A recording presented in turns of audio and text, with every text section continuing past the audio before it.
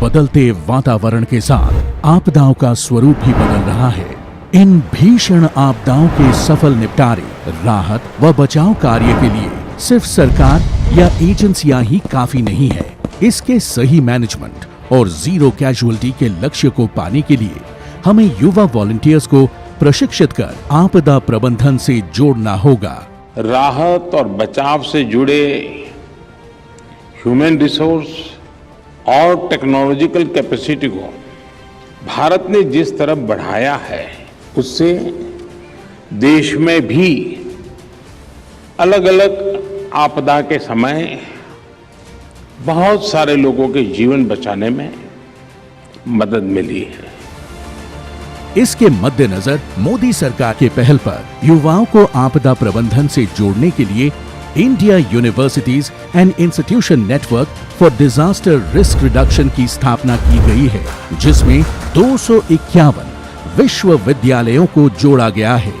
इसके अलावा 350 आपदा संबंधित जिलों में 369 करोड़ रुपए के साथ आपदा मित्र योजना की शुरुआत की गई, जिसके तहत 1 लाख युवा वॉलंटियरों को प्रशिक्षित करने का लक्ष्य है, जिसमें अब तक 83,000 से अधिक को प्रशिक्षित किया जा चुका है।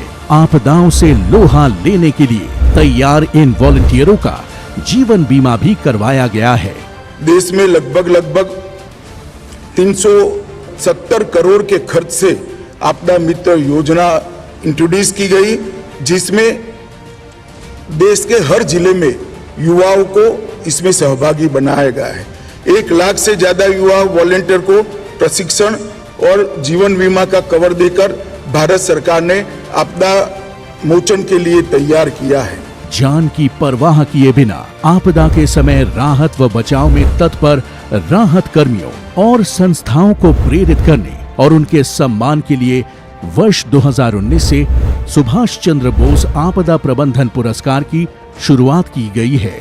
मोदी सरकार द्वारा इस वर्ष देश में आपदा प्रबंधन के लिए 8,000 करोड़ रुपए के 3 प्रमुख योजनाओं की घोषणा की गई है, जिसमें राज्यों में अग्निशमन सेवा का विस्तार, 7 महानगरों में बाढ़ के खतरे को कम करना एवं 17 राज्यों में भूस्खलन शमन परियोजना शामिल है। इसी के तहत अग्नि दुर्घटना से प्रभावशाली तरीके से निपटने के लिए कई नीतियां बनाई गई है, जिनमें वर्ष 2019 में अग्निशमन और आपातकालीन सेवा के रखरखाव के लिए एक आदर्श विधेयक सभी राज्यों को भेजा गया है। साथ ही जून 2023 में राज्यों में अग्निशमन सेवा के विस्तार और आधुनिकीकरण के लिए 5,000 करोड़ रुपए की परियोजना भी शुरू की गई है।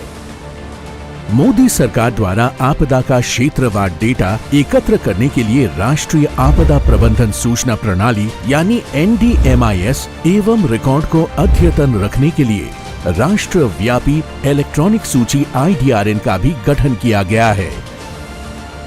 नए भारत का कुशल आपदा प्रबंधन आज विश्व पटल में अपनी मौजूदगी दर्ज करवा देश के बीच परस्पर सहयोग की भावना का विस्तार कर रहा है। आपदाओं के कुशल प्रबंधन के लिए मोदी सरकार हर संभव प्रयास कर रही है, चाहे प्रोत्साहन के लिए पुरस्कार की शुरुआत हो या युवाओं की भागीदारी सुनिश्चित करना। ये सच्चे अर्थ में सबके विकास के लिए सबका प्रयास को चरितार्थ करता है।